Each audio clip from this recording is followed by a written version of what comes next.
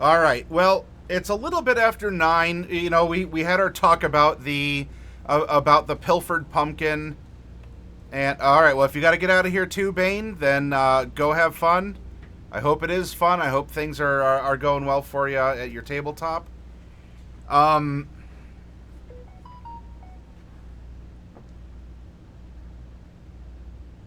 the heck? No. That makes sense.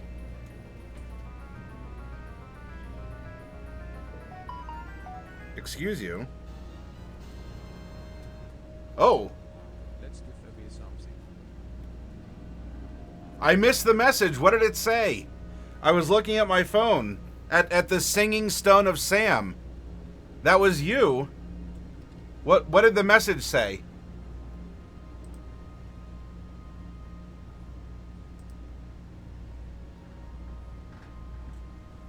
Oh, yeah. Oh, yeah.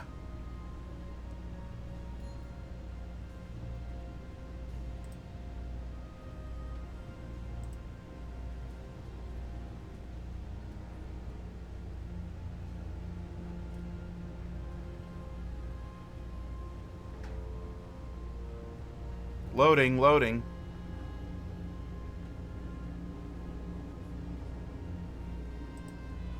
I guess I'm a little sensitive. I'm a little sensitive about my phone notifications because I was awake at the time that the pumpkin was being pilfered, and I could have burst out of the house going, "What are you doing?" But I ignored it.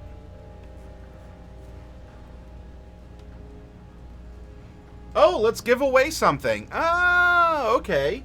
And then, of course, Xbox Aaron had one as well. Uh-huh, uh-huh, uh-huh, uh-huh. Mm-hmm, mm-hmm, mm-hmm, mm-hmm, mm-hmm.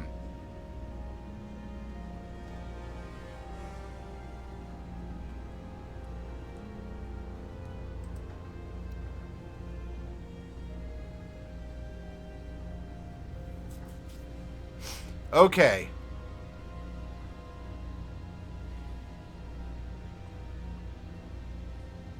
Yo, you're going to pass out after this. Worked until after 2 a.m., back up working at 8. Ah, yes. You are tired. Well, I guess... I guess we'll give away a player's handbook. If you all would like a player's handbook. You are... Oh, my God. Hopefully everything's okay, Bane. Were you doing the chewing out, or were you the one being chewed? Unless it's one of those 1-900 numbers, and in which case, what... were you calling or now for your free reading? And in that case, what was your fortune? You want one? All right, so yeah, you... Okay, all right, coffee. All right. Well then, yep, I guess we'll be giving away the player's handbook. If we can get at least, let's see, we have 53. If we could get at least 2 more dollary dues, I can include this last spin down D20, this oversized promo one. If we think we can get it to 55, just to help cover the cost of shipping, maybe we'll do a combo of a Pahubba and a promo sparkly D20.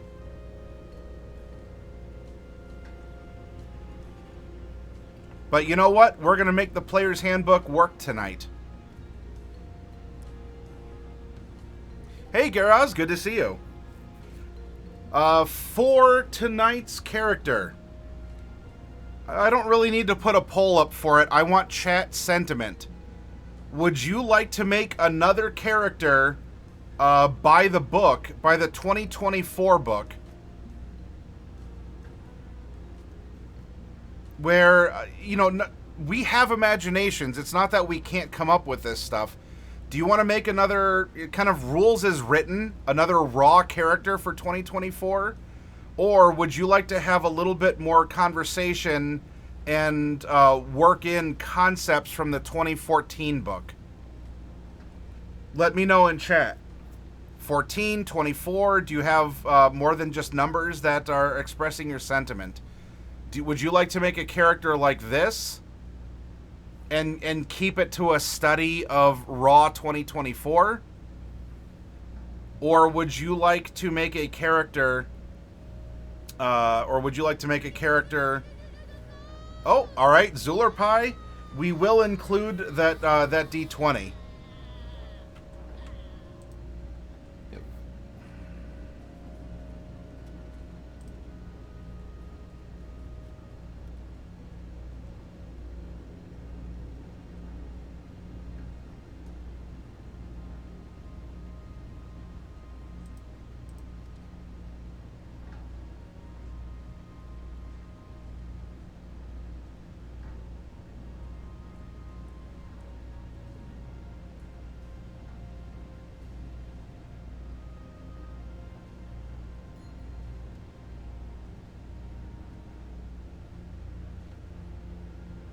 Going Raw 2024.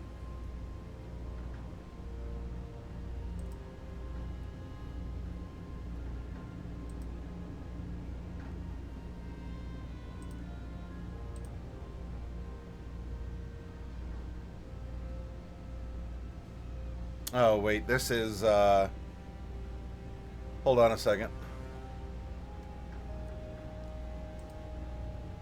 I have to get this...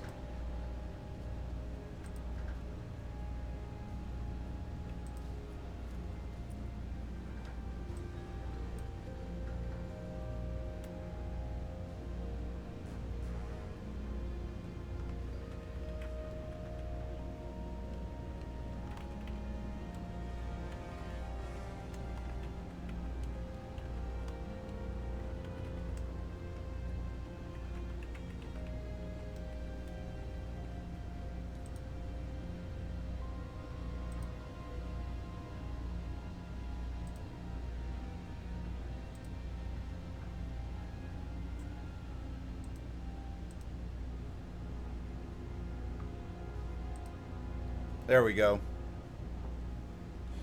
All right, Coffee Cat wants to do it raw, so we shall oblige. In this case, let's start filling in...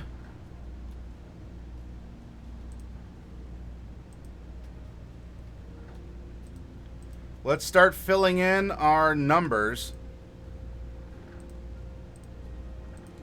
One thing I think I'm going to avoid this time, because I don't like the standard arrays suggested for the classes, I'm not going to do that by the book, but I will point it out that it's in here. Oh, all right. Well, hey, a belated happy birthday to you, Garaz. Can you all give Garaz Fireaxe a hap birth, please?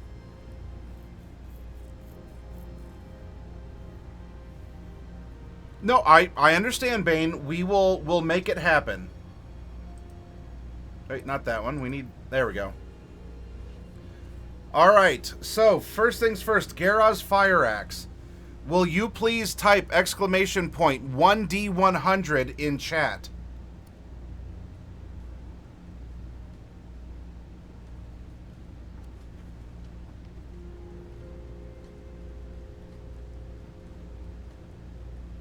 Lands on a 59, so we're not multi-classing. Which class are we going to have? Coffee Cat.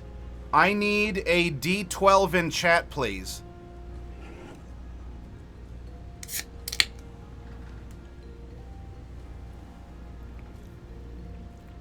Five.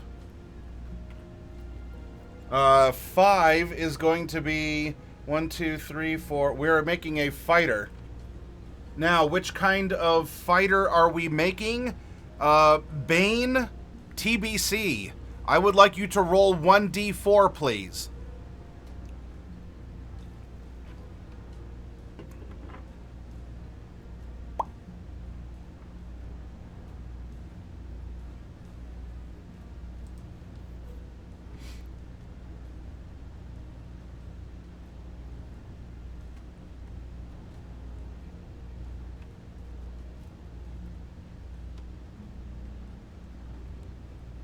Zulerpie, can I get a 1d4, please?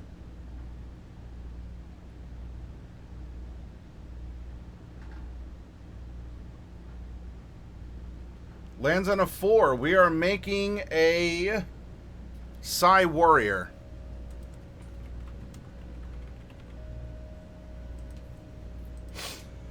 For our background, who is hanging out still? Mana Buns or Goblin of Gygaxanor? Who might still be here? Drosarius, are you here? Who's hanging out and wants to roll?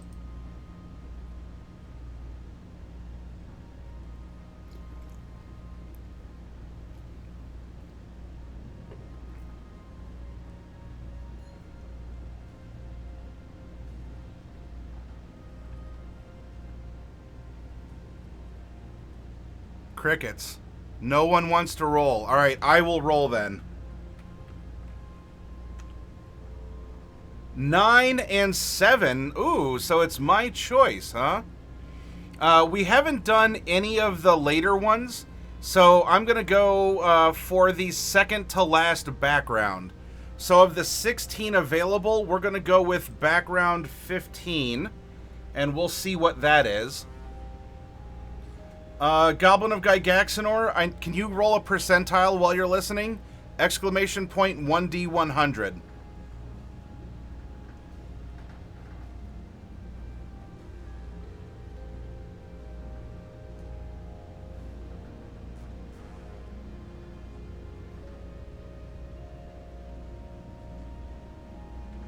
Now, in a sense, rolling for background kind of breaks the by the book as well, because you're supposed to base your personality traits off of your ability scores.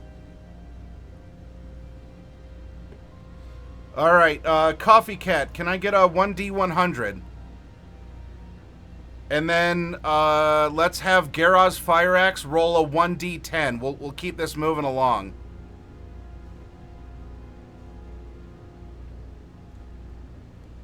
$84. We have a male character. No need to type roll. Just exclamation point 1D10. Nice and simple.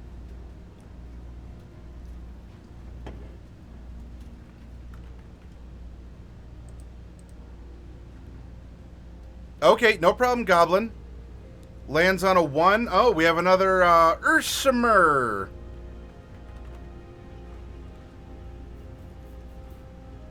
And then, Garaz, I need you to roll a D12 as part of this. 1 through 6, we have a small ASMR.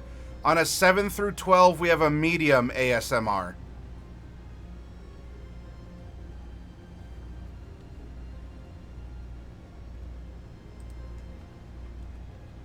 Small. Okay, there we go. He's just a little guy. All right, ability scores. I don't. If we're doing it by the book,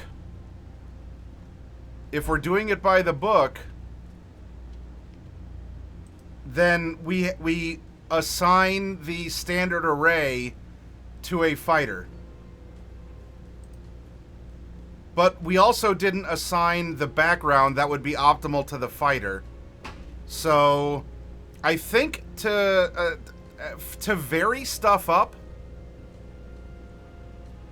how can we do this?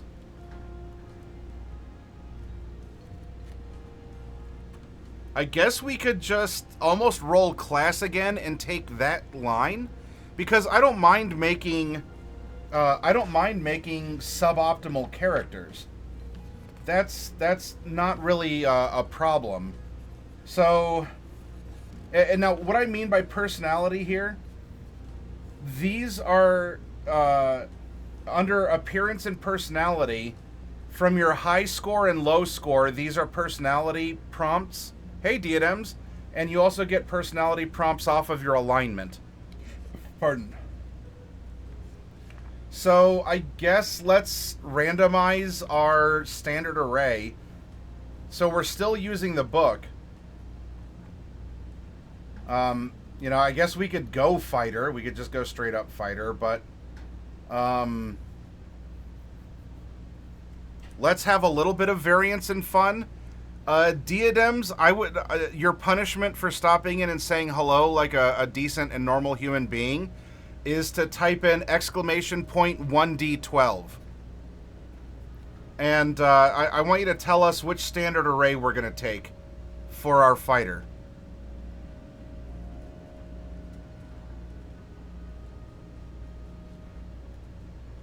Lands on a 7. 1, 2, 3, 4, 5, 6. We're taking the Paladin stat block.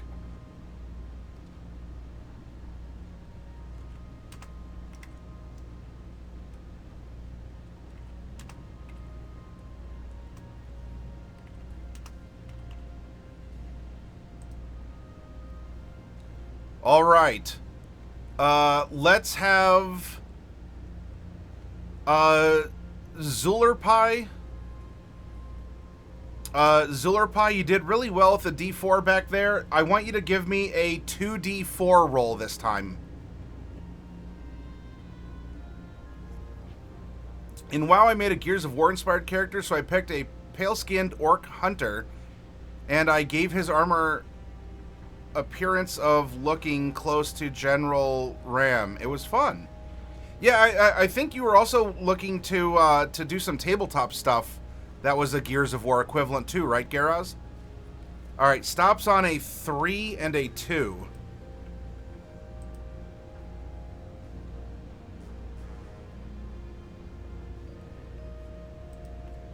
So this means our high trait being strength. We are protective, and our low trait being int.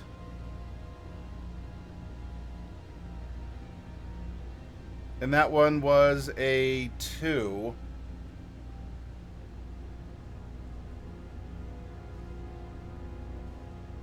We are illogical.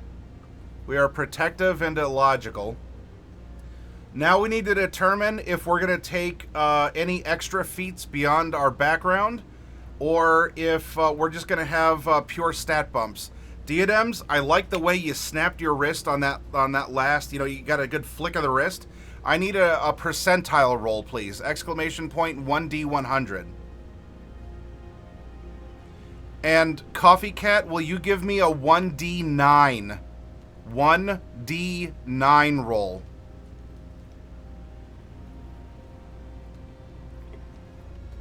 Lands on a 60, so we're going all ASI, so all stat bumps. Landing on an 8. And so an 8 is going to be 1, 2, 3, 4, 5, 6, 7, 8. We are neutral evil.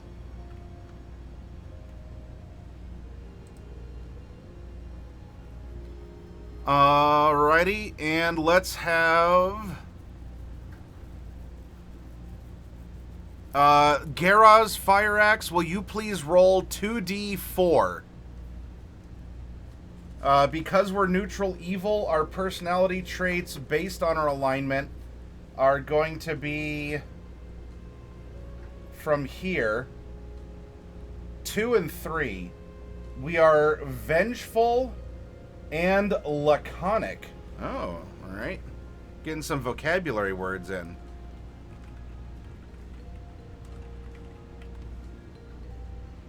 Now, our starting equipment. Our starting equipment is. I'm not going to worry about picking out the. I'm not going to worry about picking out the magic items, the specific things. I'll show you that you have a presumed budget since we're starting at level 12, and we'll go from there. But because we are at level 12, you can see our starting equipment. We're going to get that and 5,000 gapuz, 2 common, 3 uncommon, and 1 rare magic item.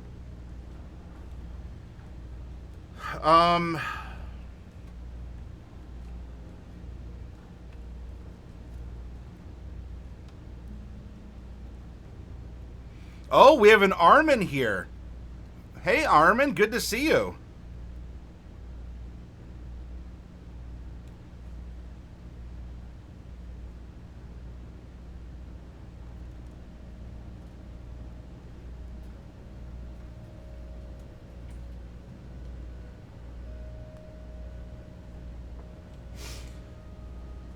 All right. Well, based on rules as written for the 2024 creation, this is what we're working with. We're gonna open up the 2024 character sheet. Hi, Bane. Bane, can you give a shout out to Armin, please? Good to lurk for a bit. Just so busy this semester, I've had to cut back. Currently working on Saturday at home. Well, Armin, thank you for visiting, thank you for lurking, and thank you for continuing to paint and participate in this hobby by running and you know you go to cons. Like you're a wonderful part of this communal table that we share.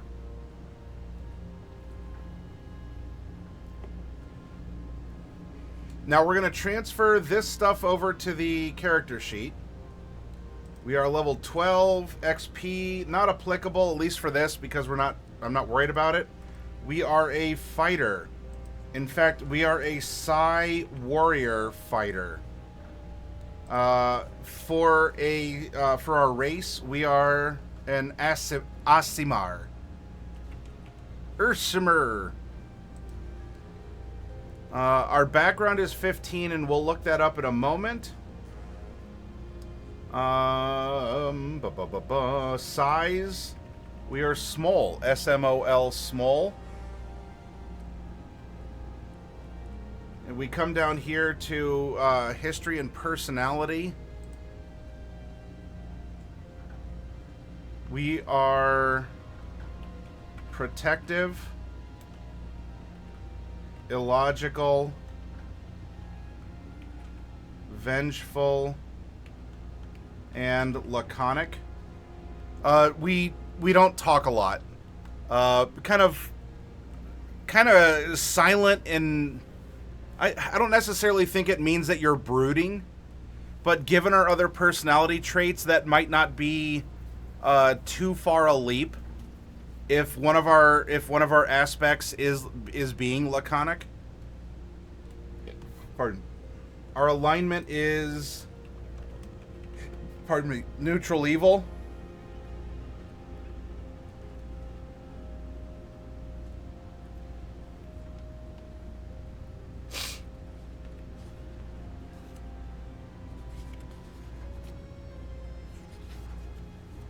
You know what? We hadn't rolled trinkets for our characters either. So that's something... In fact, let's do that right now for this character since we're here. Armin, if you have a moment, can you please type exclamation point 1D100 in chat?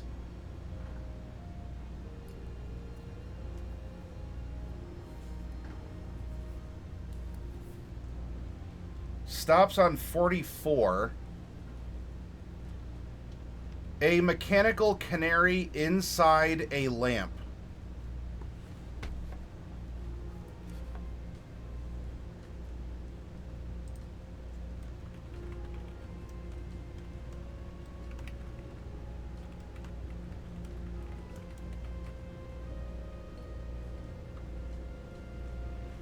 So this is something else that we can try and use as we consider our character. At level 12, we have a +4 proficiency bonus, and our scores are going to start as follows: 15, 10, 13, 8. 12, 14. Good evening, you will never know. Now we are going to get a boost off of our background, and we are going to take 3 stat bumps at level 4, 8, and 12. Actually, being a fighter, we're going to get some bonus ones on top of that. You'll see what I mean in a moment here. You will never know. All the characters here in the 2024 edition get to start out with 3 languages. You get common and then 2 others. Those are not automatic writers. If you are a dwarf, you do not automatically know Dwarven. Now, so we could take that, or in this case, on a rarer language, maybe we take Celestial because we're an ASMR.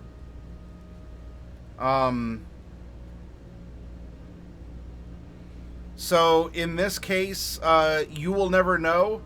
I will let this be your choice. You can either roll. If you roll 2d12, we'll take 2 common languages, or if you roll 1d12, then you can then we can go with Celestial and 1 other language.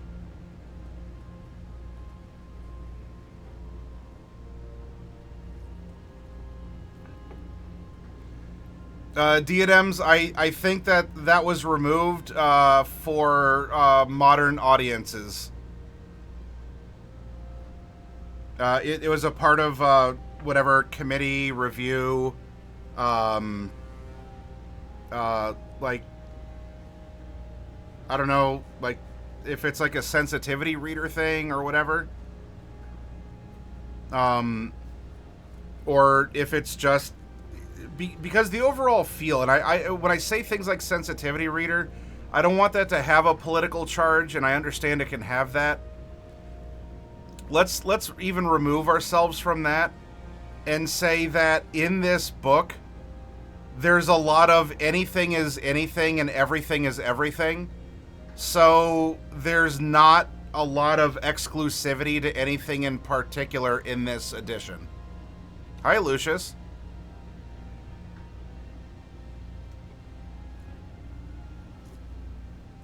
Because you could have a dwarf that's raised by elves or something else, you know, so is that an improvement over 2014 where you get common and dwarven as languages? Maybe, maybe not. Was this done to appease committees? Was it done because it was practical? Like, there was a lot of people, because look, Wizards can look into your D&D Beyond stuff. Why wouldn't they be able to? Maybe they saw that there was a lot of people who just never... They were dwarves, but they never used Dwarven, and so it sort of felt like a wasted ribbon on the character. I don't know. I don't have that data. I don't sit on these committees for deciding content or approving it in a C-suite. But overall, with the book, everything is everything else. It's we have a lot of role compression. We have a lot of everything can be anything. It's fine. An orc is a dwarf is an elf, blah, blah, blah. It's just part of the presentation, the tone, if that's a buzzword to say it's sleeker, because you don't have as many, like, it's not even a hard decision. Like, you don't have these just stated things that exist for a character. Because in the 14 version, maybe you say, well, a dwarf is a dwarf is a dwarf, because all dwarves speak common and all dwarves speak dwarven. And you go from there. Or, like, you have to talk to your DM. Oh, gross.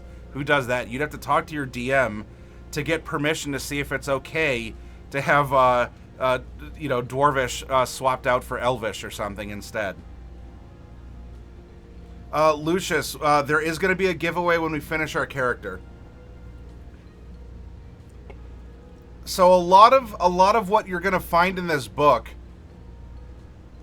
I mean, if you go into it with a particular attitude or mindset, it won't be as quaint as 6 to 1/2, half dozen to the other. Because you could take a pessimistic take on the art direction or on the sensitivity of how things are written or whatever else. Or you could say they probably looked at all of this D&D Beyond data and they said that no one is really using this or cares about this, and so they just said it doesn't matter anyway. So why are we going to force the issue? It just is then weird when they come back and they actually do make an arbitrary line in the sand when everything is wishy-washy otherwise. So, I don't know. This is ultimately your call. I am not here to tell you what to think about it. This is a rule book. It functions as a rule book. It is well organized and has a lot of art. You can like it or not like it, or you can say I'm perfectly happy with 2014, and I promise you, you will play another 50 years of Dungeons and Dragons with your 2014. This book does offer a soft power creep to the characters, simply because there are less restrictions. And when I say restriction, I mean a dwarf getting the dwarven language, or a ranger having favored enemies. Instead, it's just all been condensed into you do a lot of stuff with the Hunter's Mark spell instead. So, I don't know. You want to call it streamlining? Do you want to call it ripping the soul out of D&D? Is it somewhere in between? Are these viable options at your table? That's up for you to decide, but that's why we go through these exercises.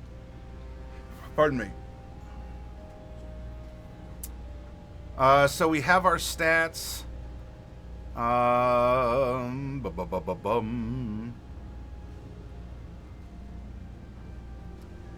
So we have all this stuff. We can actually now close out. We don't need this. We're going to move our character sheet over. And now we need to find out which background number 15 is.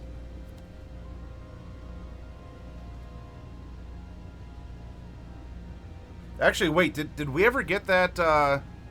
Oh, You Will Never Know didn't even roll for the language. Bane, give me, roll 2d12. If you want 2 common languages, roll 1d12. If you want, I don't know, something like Celestial and one other. I'll let you decide if you want to go Celestial and one other. All right, 2d12. 13 and 9. 13, pick a language, any language. I don't care if it's a rare one. But we're going to know Common, Goblin, and then something else. Terran, excuse you, Bane. Stop being insensitive. Terran is simply a dialect of Primordial. I'm not gonna tolerate your intolerance in this channel.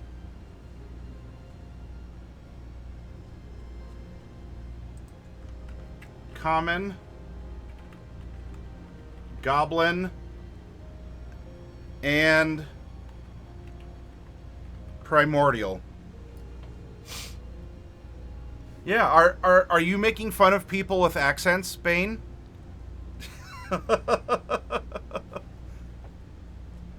That's all that is anymore. Okay, so you want giant instead of primordial?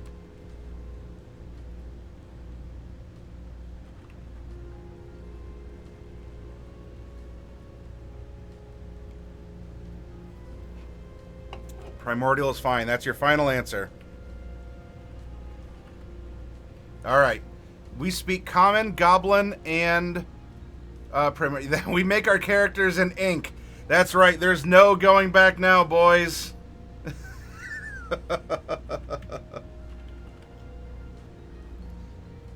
All right. Let's move forward.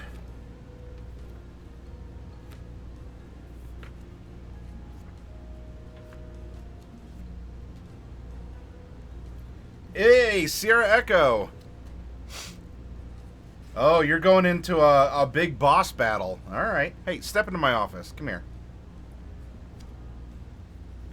Sierra Echo, we're going to find out what the second to last background is in the 2024 book. Are you ready? I'm ready. All right. Wayfarer which is the rebranded Urchin. So before that, we are a soldier. All right.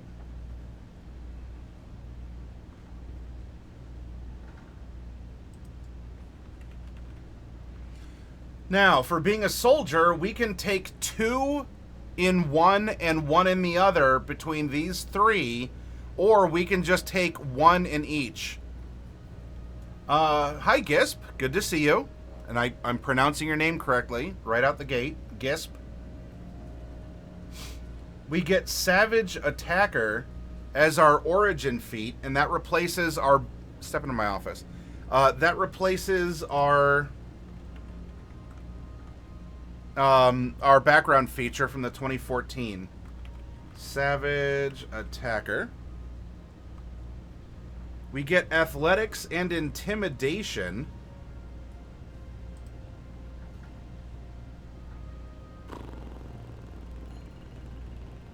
Well, there we go. Choose one kind of gaming set. Ooh. 19th time is the charm. You got it. And I need you to help me. I need you to help me. Hey, Gisp, come here. Step into my office. I need your help determining the type of gaming set that this character enjoys. Mounts and vehicles, services.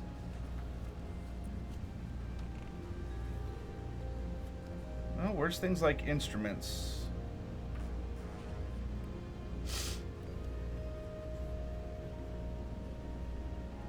Oh, all right. Gaming set is... here we go. 1, 2, 3, 4. All right. Gisp, I need a 1d4 roll in chat, please. 1d4. All right. Dragon chess.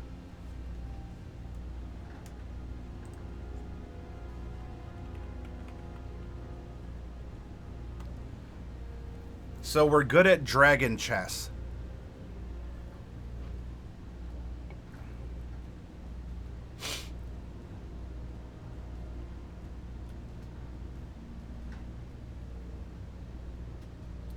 Choose A or B.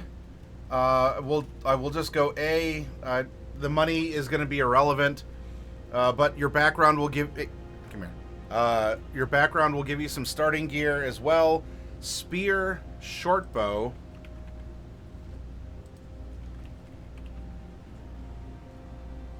We do get a gaming set, so we will actually get a dragon chess set.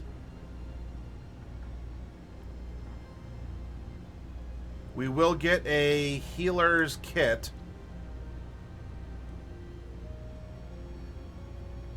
A quiver. Although interestingly, we get 0 arrows. Oh my goodness. It's all right. Quiver. We're going to say 20x arrows. We'll hook a soldier up here. Then we'll get some traveler's clothes. Interesting that we don't have any sort of like a backpack or a rucksack or something like that.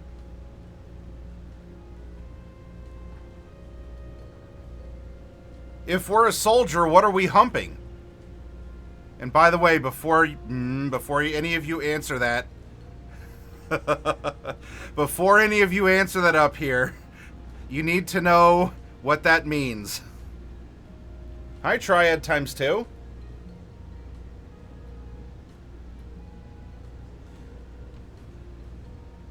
Uh, 14 gold. And there we go.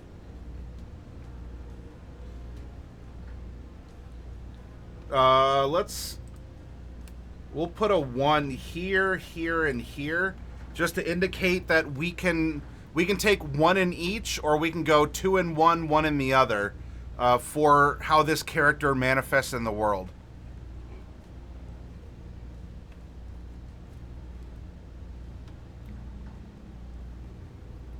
Yeah, we might be traveling light. That could be. All right, so that's it for background. Now it's time. And even then, in this book, we should have put our class features first. So call me old-fashioned, where I care about who the character is first, before I worry about the the gimme gimmies of before I worry about the gimme gimmies of the class. Yep. So Triad, we are actually right now we're reporting this bot because we are going to get it banned off the platform for being a bot. Account created 12 hours ago. Oh goodness. We'll keep these bot farmers busy. We're going to report spam, scams, or bots. Bot.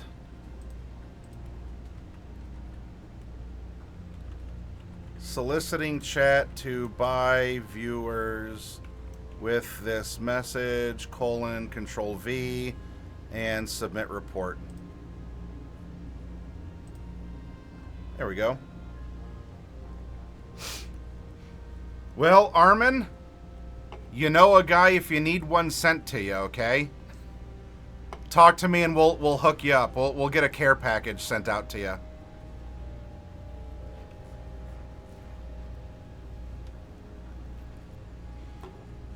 Automod, well, it deleted the link, which is fine, but that's not good enough. I need the bot destroyed off the platform.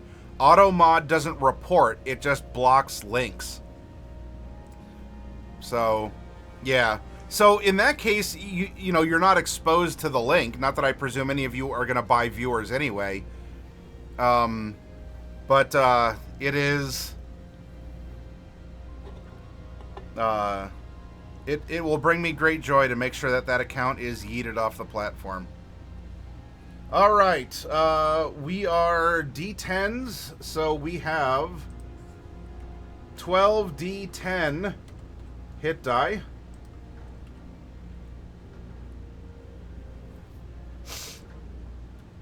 Strength and Con are going to be our modifiers. Our proficiencies, I mean. Simple and martial weapons.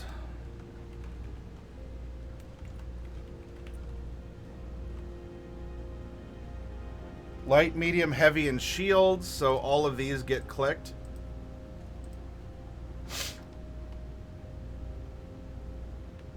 And then the only time in this book that I remember seeing a C is with fighter.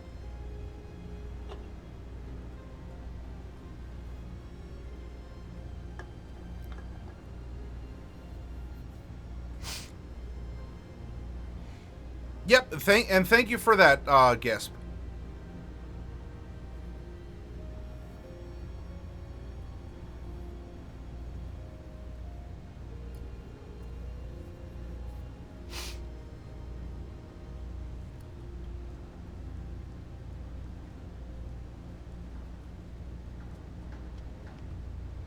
Now, we get to choose 2 skill proficiencies between acrobatics, animal handling, athletics, history, insight, intimidation, persuasion, perception, or survival.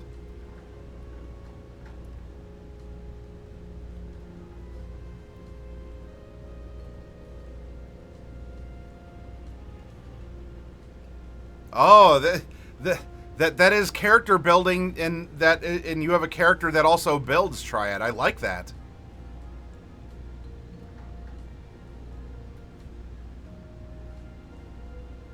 All right. Based on our personality, now our personality was only defined by our attributes and our alignment. We are protective, we are illogical, we are vengeful, and we are laconic. We already have proficiency in athletics and intimidation.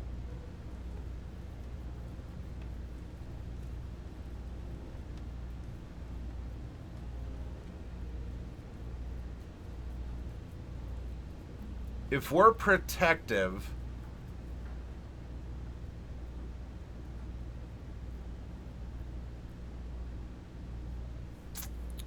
we're a man of few words.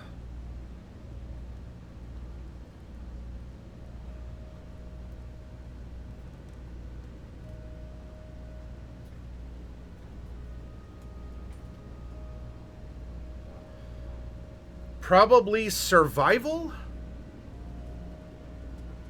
That is protection in its own way.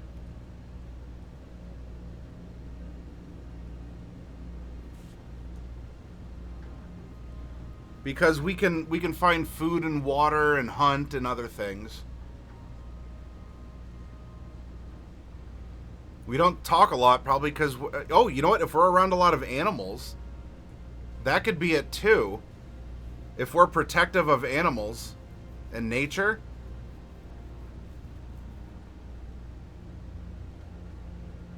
What if we go animal handling?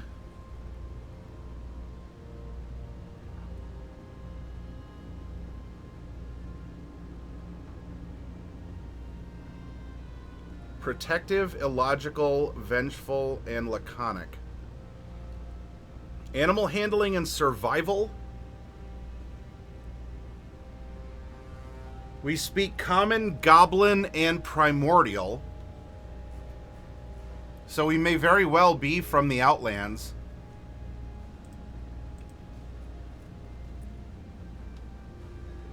Our trinket is a mechanical canary inside a lamp.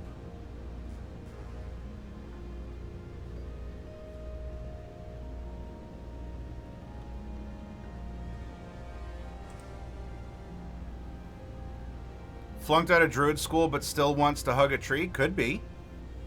I can still see us having a character like that. Alright, so yeah, let's do this. Let's go survival and animal handling.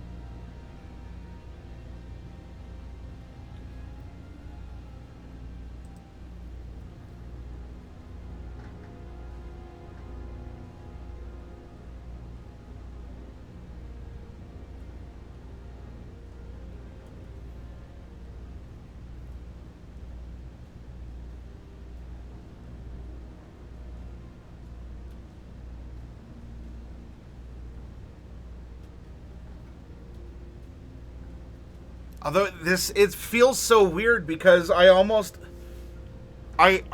need to take the skills. We don't have to.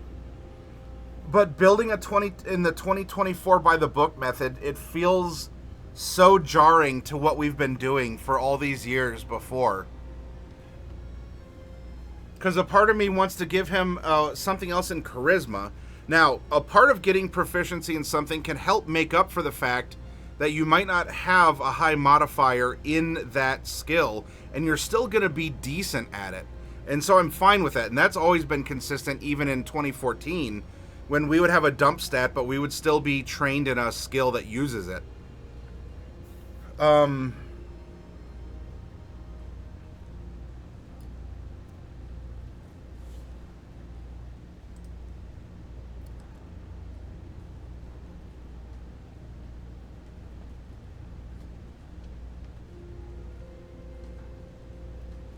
So I think that'll work.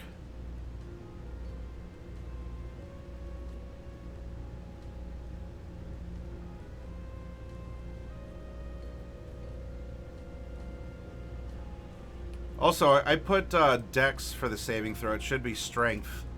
Strength and Con.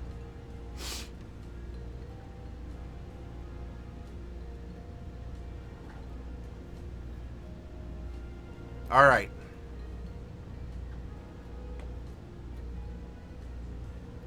So from here...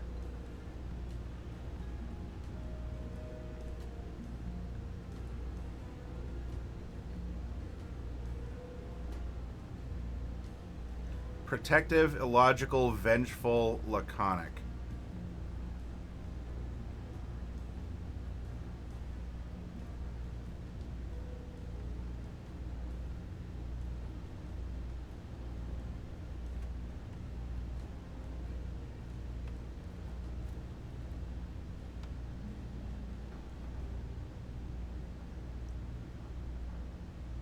I think we're gonna put 2 in con, because we have a tough person, someone who persists, someone who's protective and will take the hits for other people.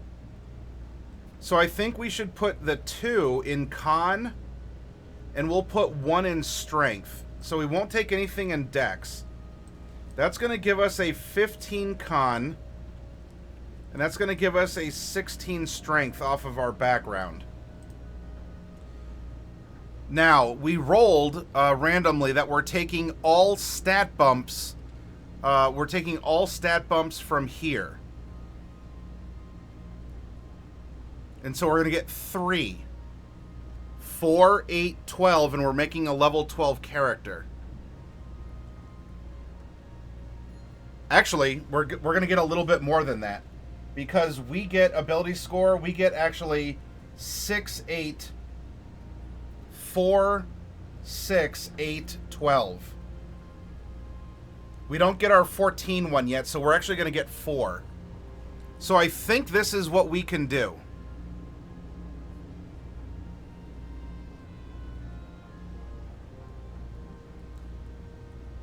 Let's bring Constitution 1, 2,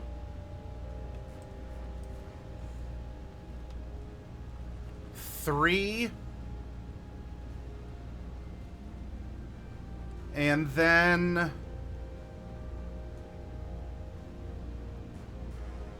our 4th is going to bring con to 18 and put strength to 19. And I'll do that because we'll still receive a mechanical benefit from a higher strength score. So nothing is going to waste, and maybe when we hit 14, we take a feat that gives us 1 point in strength or something along those lines, or you just eat it and you say, well, it can only go up. It can only go up 1, even though I would have to dump both in there. I don't know. There's some flexibility, but this also keeps the character...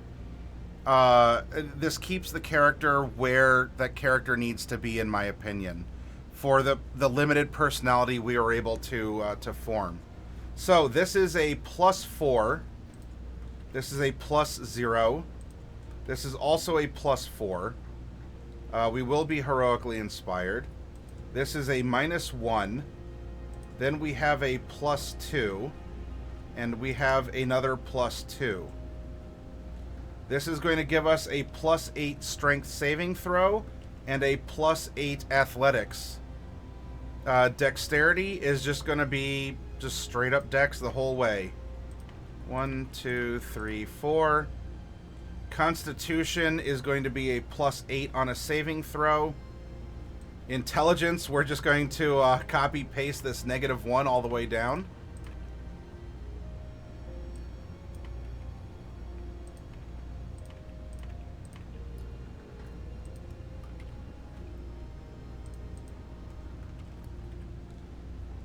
+6 animal handling, +6 survival.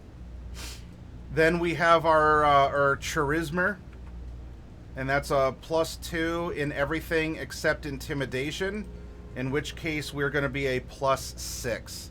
Not too bad at all.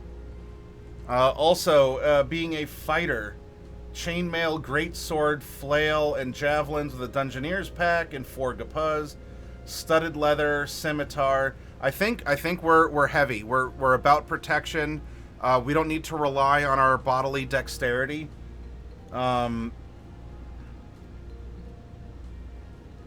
So let's go.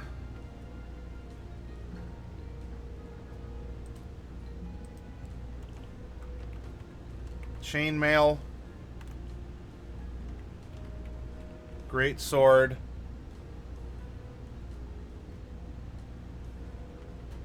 flail, javelin ×8,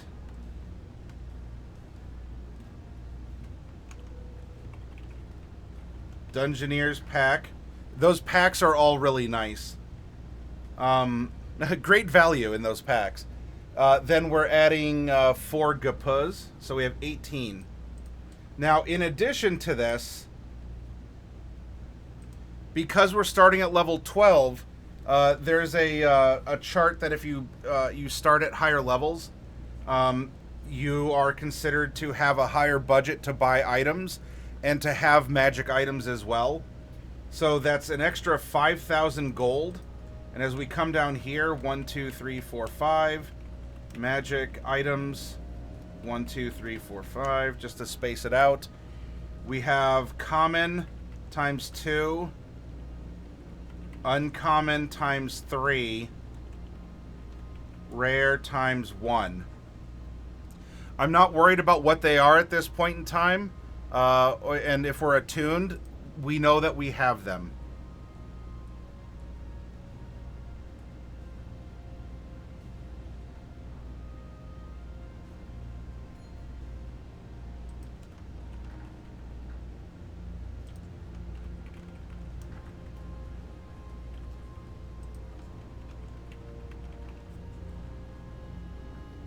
Alright, we know if we're hitting off of Dex, this is simply going to be a +4. If we're hitting off of Strength, this is a +8. Javelins being thrown is going to be Strength, so that is a +8. So, notes there. Now let's take a look. Again, this little part where... oh, shoot. I didn't put down all the class stuff. I even forgot to put down our ASMR things, but that's fine. I guess more in tune with the 2024 class is the most important part of your character. As a fighter, you gain the following class features. Fighting style. You've honed your martial prowess and gain a fighting style feat of your choice. See Chapter 5. Defense is recommended. Whenever you gain a fighter level, you can replace the feat you chose with a different... So this is what I mean, where everything is anything, and that this is a soft power creep. You can just always be over an average of a campaign. You will always be more optimal. Is that a bad thing? Not necessarily. It's not like the greatsword hits mechanically harder than it did in 2014, but a lot of this stuff you can just swap out. Now, again, do we want to be grumpy and go, well, you should use what you're given? Or do you say, as a character grows, that might shift? I, as a DM, over the course of time, have allowed at certain parts of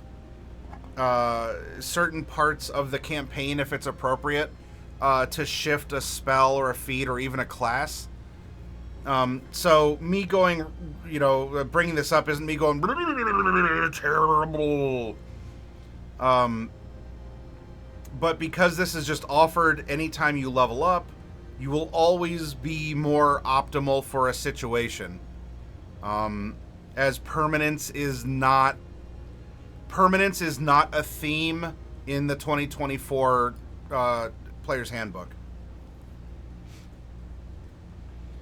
So we'll have to take a look at what our origin feat gives us, as well as we gain a fighting style of our feat, or I guess under feat. We get fighting style, and then we'll choose one that leans into our personality at least. Second wind.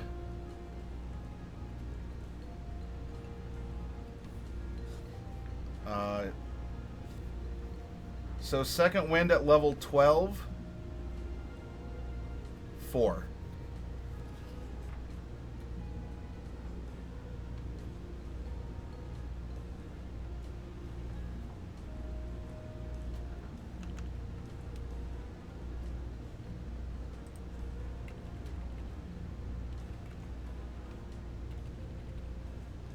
Class, subclass,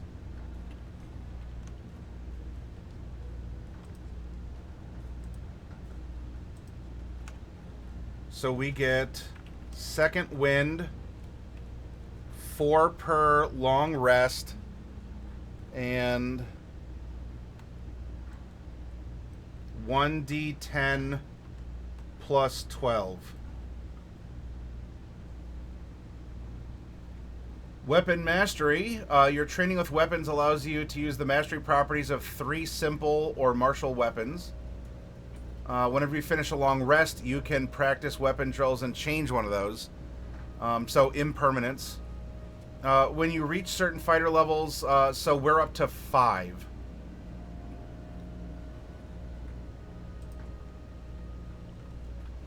Weapon Mastery. 1, 2, 3, 4, 5.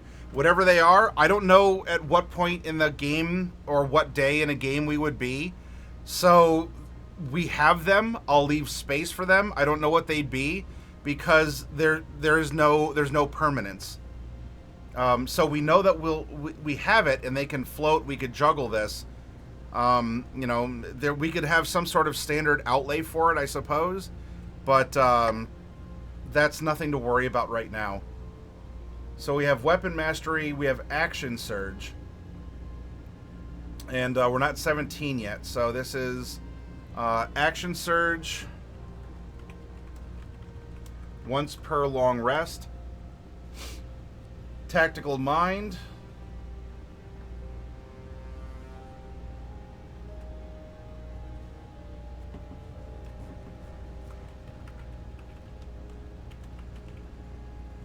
Once per long rest.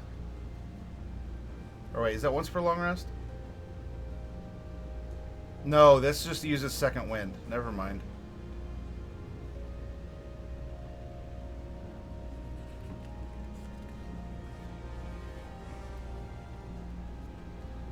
We get our subclass at 3, as you do. ASIs are already accounted for. We get an extra attack at 5, and we're actually up to 2 extra attacks. So we'll put 2 extra attacks. Tactical Shift and Indomitable.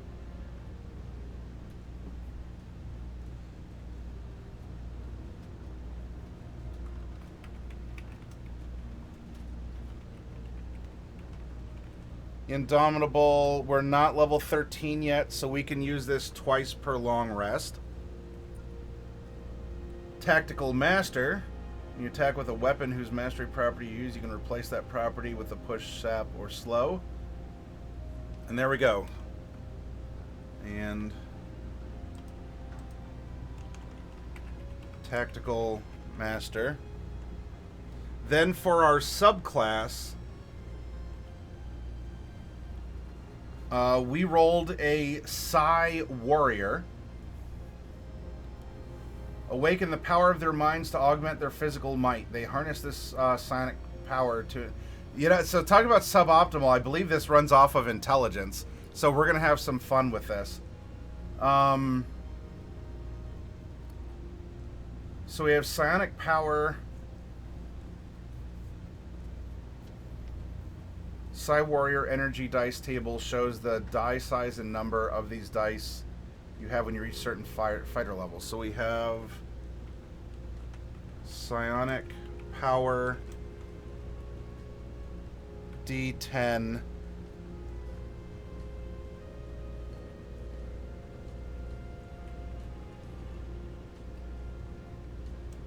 and we get 8. Any features of subclass uses a psychic energy die or a psionic energy die. Use only the dice from the subclass. Some of your powers expend the psionic energy. Okay, so Protective Field. When you or another creature you can see within 30 feet of you takes damage, you can take a reaction to expend a psionic energy die. Roll the die and reduce the damage taken by the number rolled plus your intelligence modifier, minimum of 1. So that's not maxed out, and that's fine. Oh no, we could have prevented another 1 or 2 damage. Oh, our character's literally unplayable. will never have fun with an int dump stat psychic warrior. I'm sorry. The whole game, the whole game depended on me preventing 2 points of damage. My experience is literally ruined.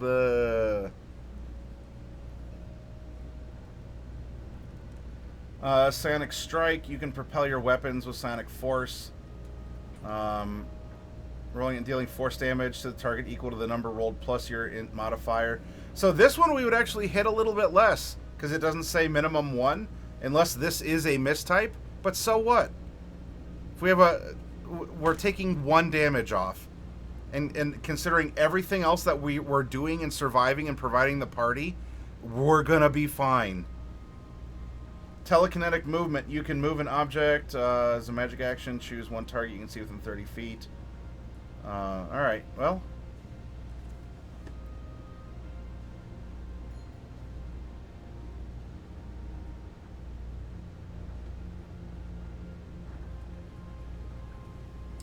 So we have Sonic Power. We also have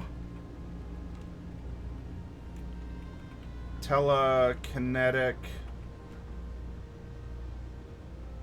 Adept.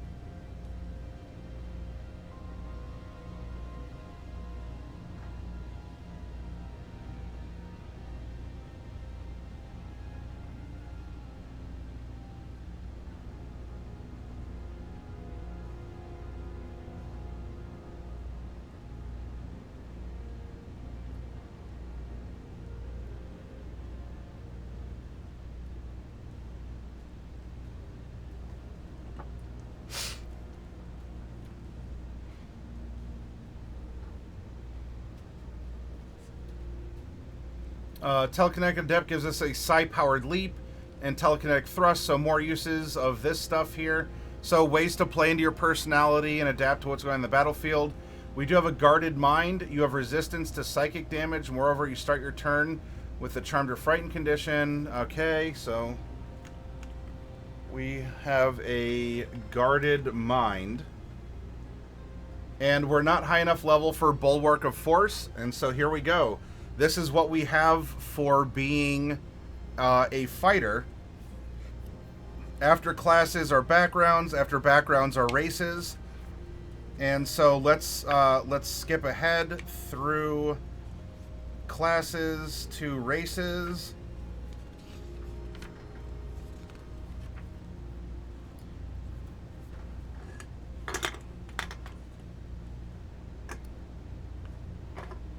And we rolled for a small AASIMAR, an AASIMAR, AASIMAR. We are 30 feet speed. Our initiative is +0 as that's dex based. Passive perception is going to be 12. We have celestial resistance. So, this is racial traits, celestial resistance. We have dark vision to 60 feet. We have healing hands. Touch a creature and roll a number of d4s equal to your proficiency bonus. So that's 4d4. 4d4 once per long rest. We are a light bearer, so we get the light cantrip. So I'll just put this down here. Level 0. Light. And I'm not worried about the spell stuff, but you can see where you can fill that in on your sheet. Then we get Celestial Revelation because we're greater than level 5, and you have these choices that you can manifest. You can read about it. Support your friendly local game store. Pick up a player's handbook. I'm not going to get into the minutia of that. If you want to know minutia, we reviewed it over in a past VOD. But we have Celestial Revelation, and I'm not going to write all this out on the PDF. We have enough that there's reference points. Sorry, I missed some stuff in chat. Survival with a triple howdy. A small AASIMAR Psi Warrior would use Psi power, wouldn't he? Or I don't know, maybe he takes pride in beating bigger foes with his weapons. Sounds like someone who had an unhappy childhood which affected his later attitude to life. Laconic could mean a limited vocabulary, maybe. Could be.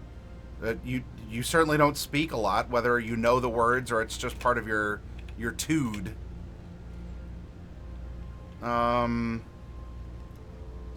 Survival's here. Armin says, I hear ya. I really don't like optimization. Assumes the only way to play D&D is combat. I agree, Armin. Zulor Pi says an illogical, neutral, evil Psi Warrior could be fun to play. I agree. Armin says years after a session, nobody remembers the intricacies of combat, but will remember the one-off NPC interactions, the quirky, cool investigations, the time you jumped across the chasm while running from the BBEG, etc. 100% this, everyone. 100% this. Or if you do remember something interesting about combat, is anyone gonna care if you squeaked out an extra 2 damage because your intelligence modifier was higher? Or are people gonna lean forward in their chairs and say, whoa, really? That's cool, when you tell them, oh yeah, I ran a dump stat, I run an int dump stat Psi Warrior. We had a blast and I still was able to do everything I wanted. Because I was able to focus, on other things, and I still lived up to my character's personality. This wasn't just an arms race where every +1 counts. 5th edition doesn't really work like that. You can do it, but it's not necessary.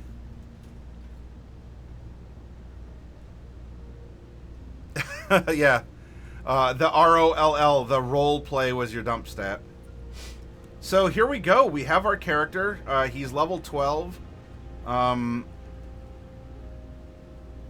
guess spell casting would be psionic if something made a save off of it. I didn't read if that was the case. Oh, last thing to worry about. I mean, if we're wearing chainmail, I think that's, 16? And if we have a shield, that would be 18. But we also have a great sword, so maybe we don't. I don't know. We'll mark shield, but I don't know what our AC is because I don't know what we're wearing, and right now I don't care. Our character exists outside of mundane or magical armor. That stuff is irrelevant to character creation. Hit points, however. Oh, we got to choose our fighting style, and oh, actually, yeah. Let's take a look at those feats real quick. We had Savage Attacker, which is all the way over here. You've trained to deal particularly damaging strikes. Once per turn, when you hit a target with a weapon, you can roll the weapon's damage dice twice and use either roll against that target. Okay, well, I'm not going to write all that, but that's... So we're still going to deal a lot of damage. So it's fine if we don't have a max strength at level 12 or a dump stat int. We're still going to be dealing a lot of damage. Then we also get a fighting style.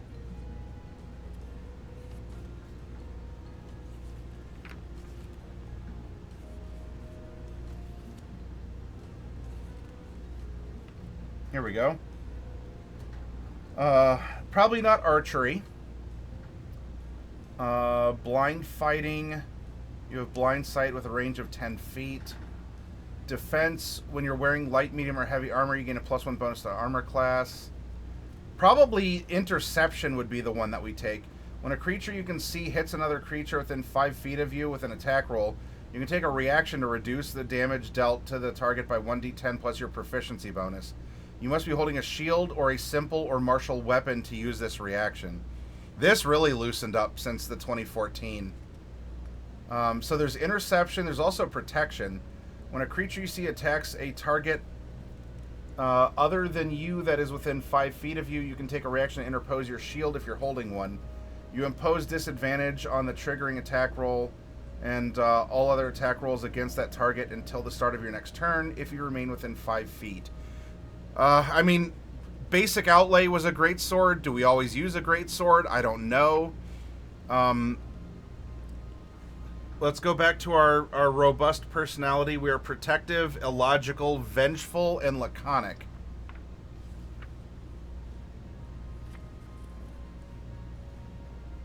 Thrown weapon fighting, 2-weapon fighting, or unarmed fighting. No, none of those. Either interception or protection.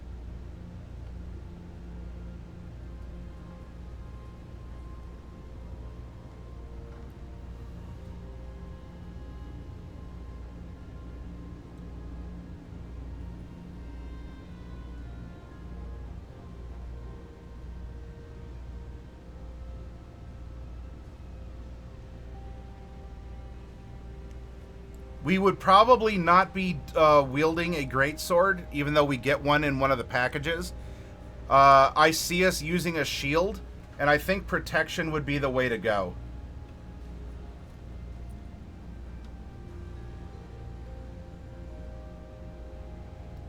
So while we are going raw with this character, let's use protection here.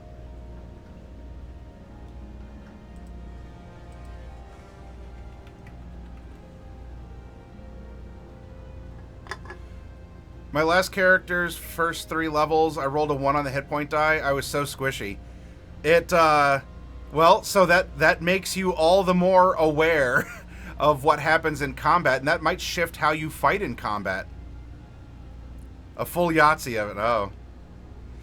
And yeah, Zulurpai, I agree. I think going this route instead of interception, I think this is going to be better for the type of character that we have.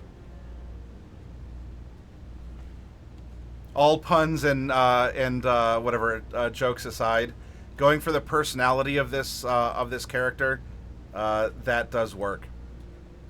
So here we go. We have a functional character. Do we have an optimal character? No. Is it functional? Absolutely, 100%. While the personality considerations are limited in the 2024 book, I mean, look, at the end of the day, even if you're a newcomer to storytelling, it's your character. Come up with something.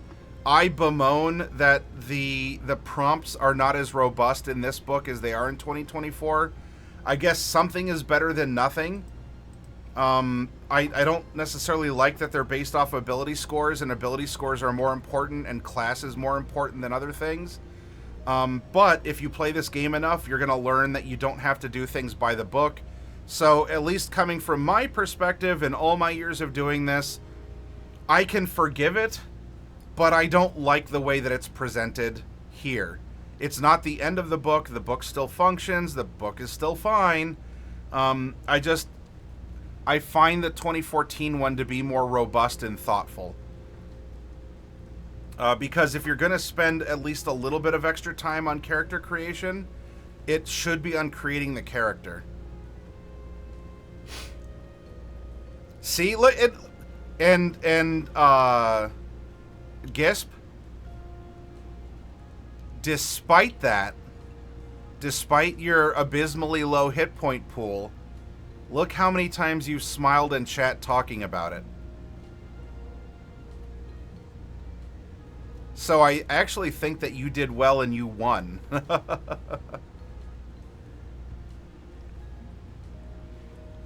Yeah, there is average, and we need to figure out the hit points of our character here. Being a D10 hit die, we start out with 10 at level 1. Then for our remaining 11 levels, we get half plus 1. So that's actually going to be 6. Then we're going to get, for all 12 of our levels, bonus hit points equal to our Constitution modifier. So here is our math. We have 48 plus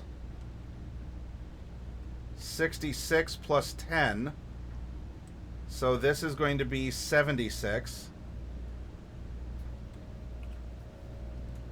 That's going to bring us to 84. We have 124 hit points.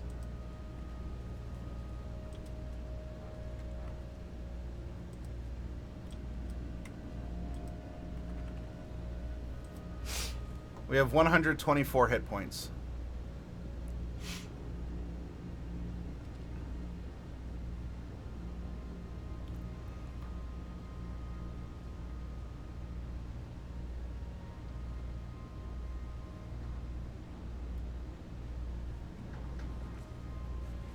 And I suppose if there is that finishing touch, I'm going to go back and see if we do need our, like a spell save against our psionic abilities.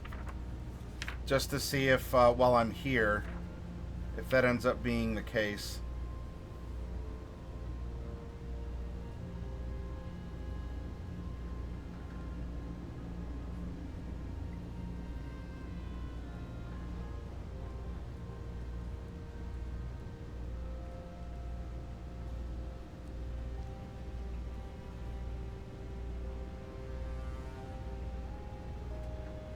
Alright, telekinetic thrust. Force the target to make a strength saving throw. DC 8 plus int plus proficiency. So yes. If we do need that, then for our psionic ability, we're casting off of int. 8 plus 4 is 12, minus 1 is 11. We don't really have an attack modifier because we're enhancing our own strikes. I don't think that we're rolling off of intelligence to hit with our psionic stuff. So I'll just simply put not applicable. We have light, we have our languages. Aside from going on a shopping trip and we would be talking to a DM, all right, where are we adventuring? What would be appropriate? Are you going to take any equipment off the table, etc.? Here we go. We'd swap out a great sword for... And we'd also want a shield, so we trade that in for, I don't know, like a sword and board, long sword and maybe a long sword and shield. And we go from there. We'd want to fill in our weapon mastery depending on the current circumstances. But we know it's there and how many slots there are in it. We don't have spell slots, as they don't work the same way. Spellcasting ability modifier is minus 1. Intelligence.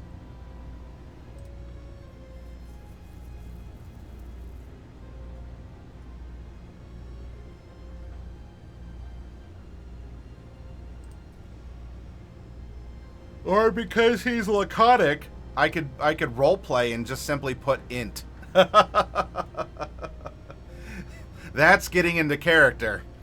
Instead of intelligence, we say int because we're laconic. There we go. Now, what's interesting is we have 4 characters who I think can... hey, Famine Siren. Who I think can work pretty well together.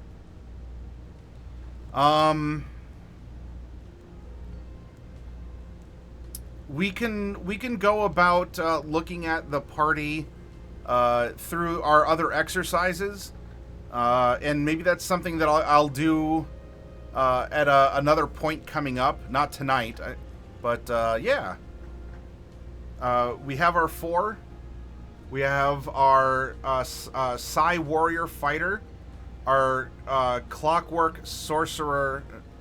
Actually, if we go Psi Warrior Fighter Soldier, our Clockwork Sorcerer Criminal, who's a fence, our Assassin Rogue Farmer, and our Land Druid Artisan. And in particular, well, we made this one by the book, so you don't necessarily take something super specialized, but we can put in parentheses artisan and We are a potter. We do a lot with pottery. Though we're proficient in a lot of other things too. Hi, Pete. Welcome back. Yeah, well, the day has been fine.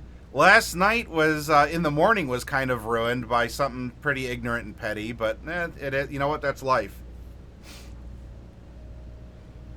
It was 100% the perfect enemy for me. I think I also had 8 strength, so if the team members close enough weren't able to kill it in one round, I wouldn't have been able to escape the grapple, and I would have been nommed.